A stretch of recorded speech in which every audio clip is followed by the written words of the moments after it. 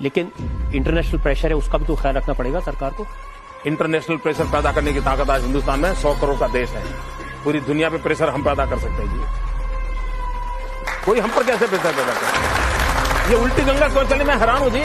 पाकिस्तान हमको मार के चला गया, पाकिस्तान ने हम पर हमला बोल दिया मुंबई में, और हमारे मंत्री भी अमेरिका गए और रोने लगे, ओबामा ये हमको मार के चला गया, बचाओ बचाओ। ये कोई तरीका होता है क्या?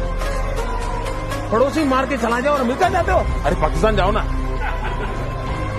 क्या तरीका होता है? पाकिस्तान जो भाषा में समझे समझाना चाहिए।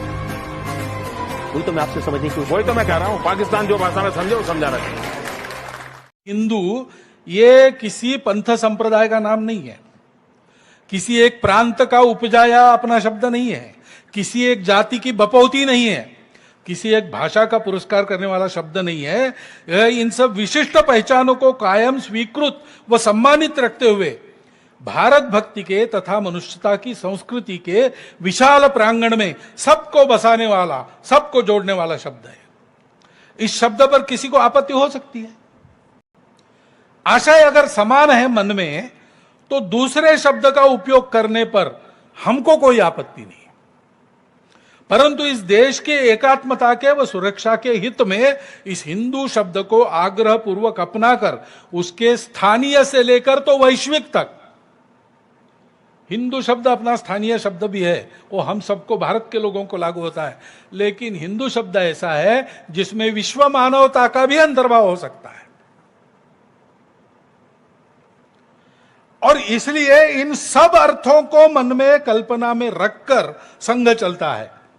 और इसलिए जब हम कहते हैं कि हिंदुस्तान हिंदू राष्ट्र है, तो इसके पीछे हमारी कोई राजनीतिक संकल्पना नहीं है, सत्ता केंद्रित संकल्पना नहीं है कि केवल हिंदू जो अपने आप को कहता है या दुनिया जिसको हिंदू मानती है उसी का रहेगा, बाकी सब बाहर, ऐसा नहीं है। अपने राष्ट्र का स्व हिंदुत्व है। हम हिंदू है यानी क्या है?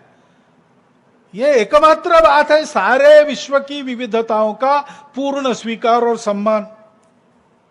समस्त राष्ट्र जीवन के सामाजिक, सांस्कृतिक, इसके लिए उसके समस्त क्रियाकलापों को दिग्दर्शित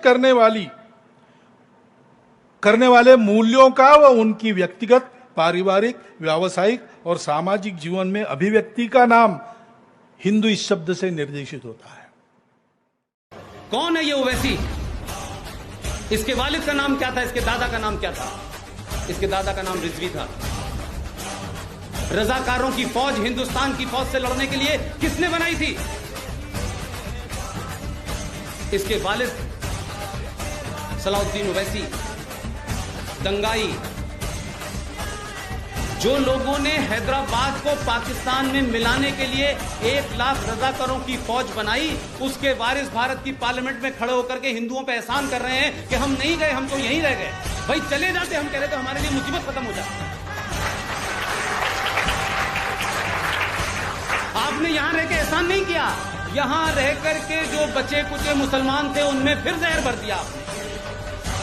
इसलिए कश्मीर में भी कोई कुछ बोलता है तो आप चुप रहते हैं। इसलिए यूपी के रामपुर का एक पागल कुछ बोलता है फौज के बारे में तो भी आप चुप रहते हैं। इसलिए इस देश में रोहिंग्या मुसलमान